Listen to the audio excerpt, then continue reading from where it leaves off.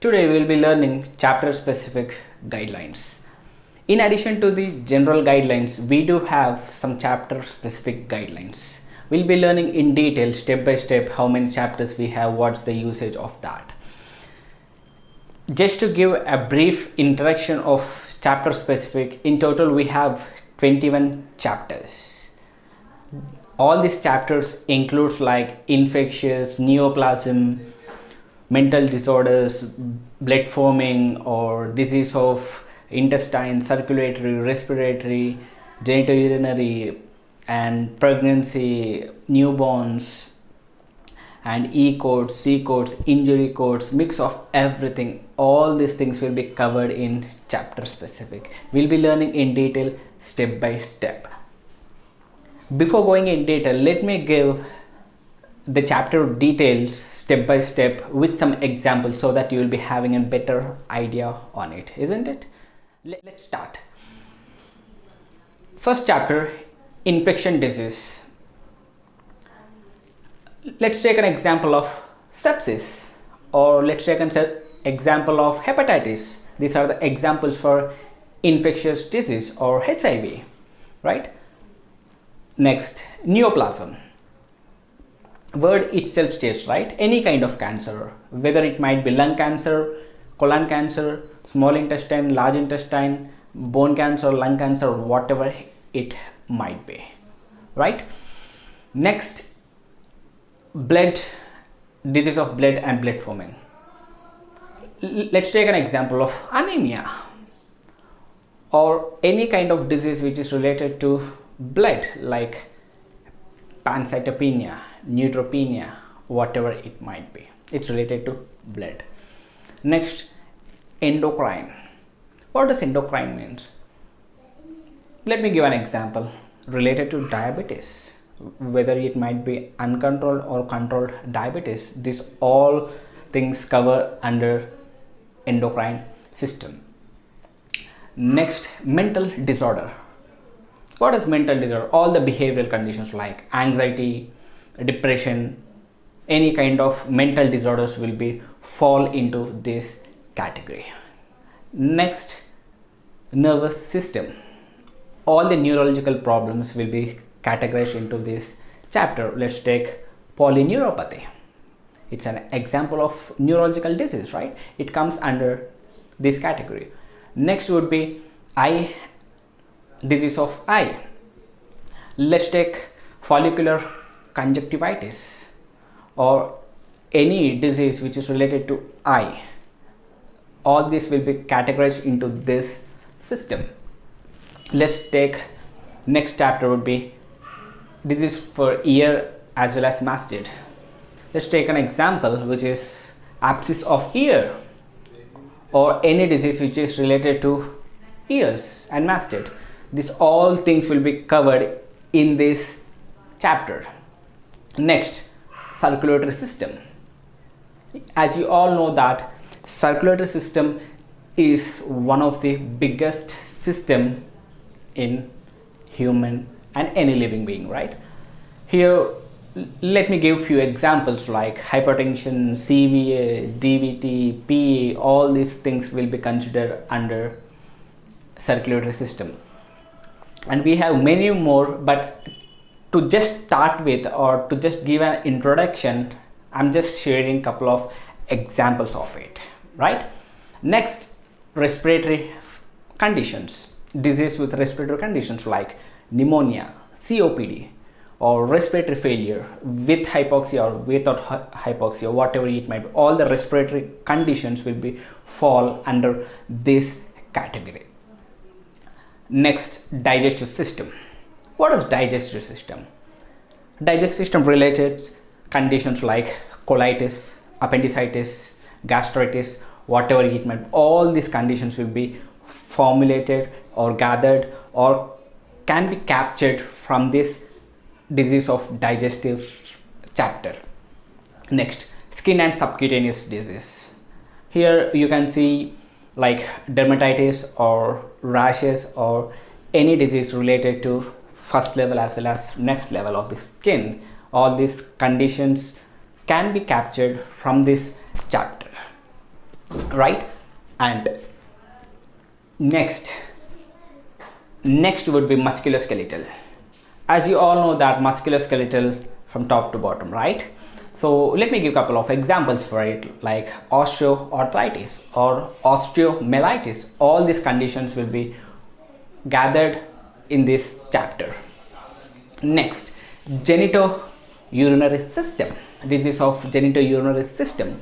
Here we can see all the genitourinary kind of conditions can be coded here. Let's take an example of BPH, benign prostate hypertrophy, or CKD, chronic kidney disease, or AKI, acute kidney injury or acute kidney failure, whatever it might be.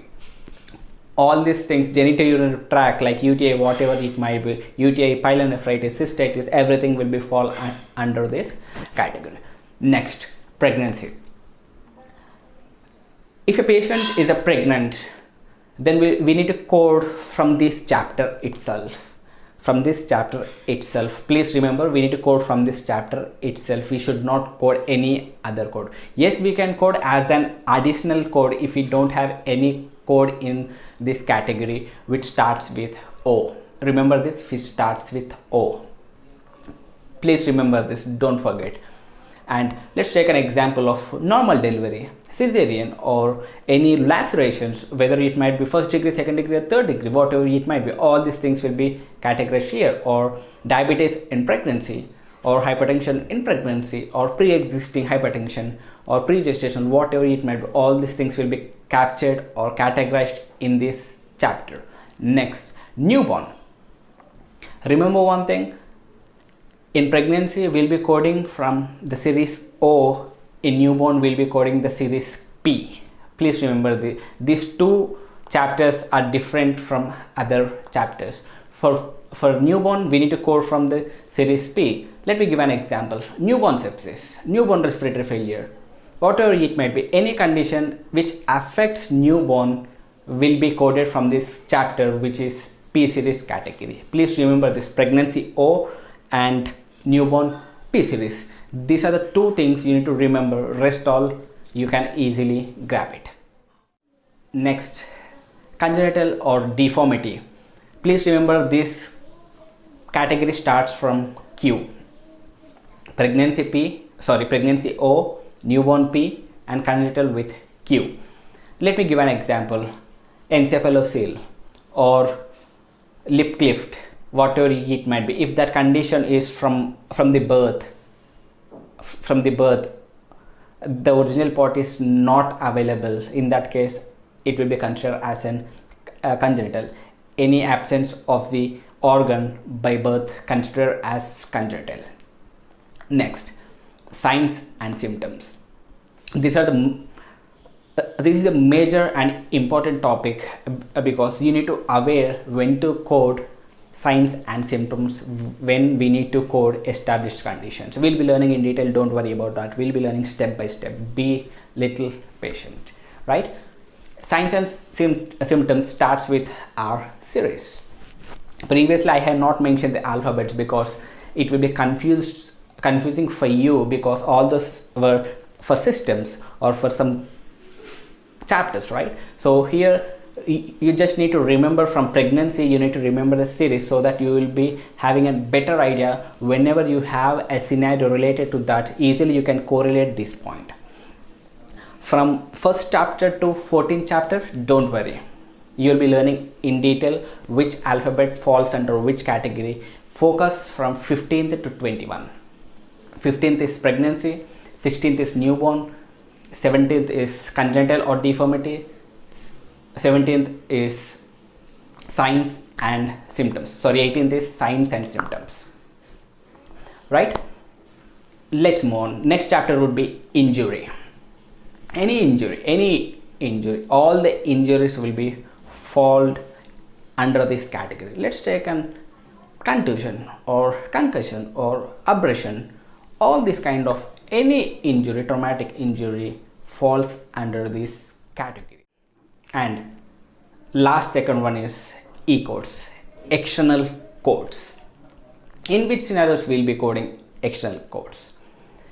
external codes will be coding to support any fracture, to support any injury, to support any traumatic condition occurred. We'll be coding this E codes. What are the things covered in E codes? Generally, there are 4 categories in E codes. You need to remember these 4 categories. Number 1 would be cause, occurrence, cause, occurrence, cause. What's the cause of that injury? Occurrence, where it happened, and location or work exactly that incident happened, and activity, by doing which kind of activity this injury or this fracture, this trauma has been occurred. You need to remember these 4 things. Don't forget these 4 things in external codes. You need to focus on these 4 things, then only you can land with appropriate additional codes. It doesn't play any major role while assigning the codes, but yes, it definitely plays a major role when there is a denial in that account. If we have not coded appropriately any E codes, then there is a chance of denying that claim. So remember these 4 things: cause, occurrence, activity, and work, the status of work, where it has been happened, right? So finally, last one is Z codes.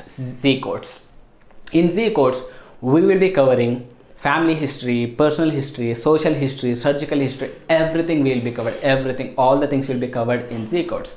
Let's take some examples for family history. Family history of diabetes, family history of pneumonia, or family history of any hereditary conditions like obesity, diabetes, like that. Next, personal history. Personal history might be history of pneumonia, history of CKD, history of DVT, history of PE. This is personal history of that patient. Social history means history of smoking or dependence of alcohol, usage of marijuana. All this category comes under social. Surgical, any surgery happened to that patient. It might be last visit, or it might be last 5 years, 10 years, whatever it might be. If there is any surgery happen, like PTCA, stent placement, or pacemaker placement, AICD placement, or CABG, or absence of any organ like appendicitis or whatever it might be, all kind of codes will be fall under this Z codes under surgical status. So you need to remember all these things before starting in detail, step by step, chapter wise guideline. And as I mentioned, you need to mainly focus from chapter 1 to 14. We'll be learning in detail. From 15 to 21, please remember the order which we have, which helps a lot while analyzing yourself, while reading the chart, while looking into the documentation. You will be having a better picture. So that's the reason you need to have some theoretical knowledge. I would prefer practical knowledge, but few scenarios we need to have some little or basic minimal theoretical knowledge. That theoretical knowledge we need to apply practically. How we need to apply, where we need to apply, we'll be learning in detail. Don't worry about that. I'm there to teach those kind of things. First, focus on this chapter wise. If you're not clear on this, go back to the video and watch it again. Next videos we'll be learning step by step all the chapters with examples, with assessments. See you in my next video. Happy learning, keep practicing.